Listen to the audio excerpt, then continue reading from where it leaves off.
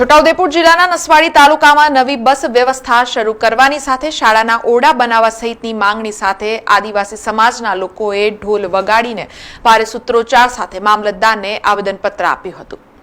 છોટાઉદેપુર જિલ્લાના નસવાડી તાલુકામાં બસ સુવિધાનો અભાવ છે। આ સાથે નવી પ્રાથમિક શાળાના ઓરડા નવા બનાવવા, શિક્ષકોની ઘટ પૂરી કરવી, શિષ્યવૃત્તિમાં ડીબીટી પદ્ધતિ દૂર કરવા, બેંક કર્મચારીઓ ગુજરાતી વાંચી સમજી શકે તેવા હોવા જોઈએ વગેરે જેવી માંગણીઓને લઈને આજે જય આદિવાસી મહાસંઘ દ્વારા દેખાવો સૂત્રોચ્ચાર કરવામાં આવ્યા હતા। તેમજ નસવાડી મામલતદાર મારફતે આવેદનપત્ર રાજ્યપાલ, મુખ્યમંત્રી, શિક્ષણ મંત્રી, કલેક્ટર, જિલ્લા વિકાસ અધિકારી, જિલ્લા શિક્ષણ અધિકારી સુધી પોતાની લાગણી માંગણી રજૂ કરવા માટે આવેદનપત્ર આપ્યું હતું। સમસ્ત આદિવાસી એકતા મહાસંઘ દ્વારા નસવાડી તાલુકાના સેવા સદનમાં મામલતદારશ્રીને અમે આવેદનપત્ર આપ્યું છે કે જે અમારા નસવાડી તાલુકાની અંદર જે ટેક્સી પાર્સિંગનો એક નિયમ આવ્યો છે, જ્યારે નસવાડી તાલુકાની અંદર અને આખા સમગ્ર છોટાઉદેપુર જિલ્લાના જે સરકારી તંત્ર જ્યારે પ્રાઇવેટની અંદર મુસાફરી કરતા હોય અને એવા સમયે અમારા નસવાડી તાલુકાના જ્યારે અમારા આદિવાસી વિદ્યાર્થીઓએ જ્યારે એમને ટ્રાન્સફરની સુવિધા, જ્યારે ટેક્સી પાર્સિંગની સુવિધા આપવામાં આવે છે ત્યારે નસવાડી તાલુકામાં કોઈ ટેક્સી પાર્સિંગના વાહનો જ નથી, છોટાઉદેપુર જિલ્લામાં ટેક્સી પાર્સિંગના વાહનો નથી।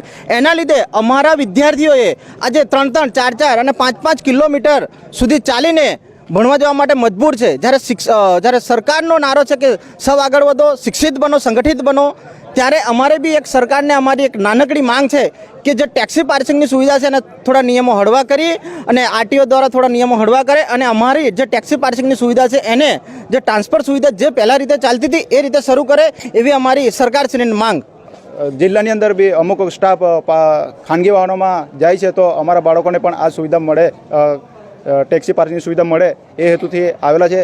આજે તમે સૌ જાણો છો તેમ આપણા વિસ્તારમાં ખૂબ પ્રમાણમાં વરસાદ વરસી રહેલો છે, ત્યારે આદિવાસીના બાળકો આ સુવિધા ન હોવાના કારણે બાળકો શાળાએ જવા માટે, ચાલતા જવા માટે મજબૂર છે। ત્યારે રસ્તામાં ઘણા ખરા એવા નદી, કોતેરો, પાણીમાં ભરપૂર પાણી આવી રહેલું છે, ત્યારે અમારા બાળકો સાથે કોઈ પણ ઘટના ઘટી જશે તો આ જવાબદાર કોણ લેશે? એ બહુ મોટો પ્રશ્ન અહીંયા ઉપસ્થિત થાય છે। એટલે આ અમારી સમાજની, તમામ સમાજની યુવાઓની માંગ છે કે આ સુવિધા સત્વરે ચાલુ કરવામાં આવે એવી માંગ છે। જોહાર। નસવાડી તાલુકાની મામલતદાર કચેરીમાં અમે માનનીય રાજ્યપાલશ્રી અને માનનીય મુખ્યમંત્રીશ્રીને અમે સમાજના સૌ આગેવાનો ભેગા થઈને આવેદનપત્ર આપવા માટે આવ્યા છે। અમારા નસવાડી તાલુકામાં શિક્ષકોની ઘટ છે અને શાળાના ઓરડા પણ જર્જરિત હાલતમાં છે, તો તેથી અમે સરકારને રજૂઆત કરીએ છીએ કે અમારી શાળામાં કાયમી નવી શિક્ષકો મૂકવામાં આવે અને અમારા શાળાના ઓરડા જર્જરિત છે તો એને બનાવવામાં આવે એવી અમારી માંગ છે। જો અમારી માંગ ટૂંક સમયમાં પૂરી કરવામાં નહીં આવે તો અમે ગાંધી ચિંધ્યા માર્ગે ધરણા પ્રદર્શન અને અમે બિરસા મુંડાના માર્ગે અમે બહુ મોટી સંખ્યામાં અમે જન આંદોલન કરીશું। સમાચારોના સતત અપડેટ માટે TNN ન્યૂઝને YouTube પર સબસ્ક્રાઇબ કરી બેલ આઇકોન પ્રેસ કરો અને અમારી સાથે જોડાયેલા રહો Facebook, Instagram અને Twitter ઉપર।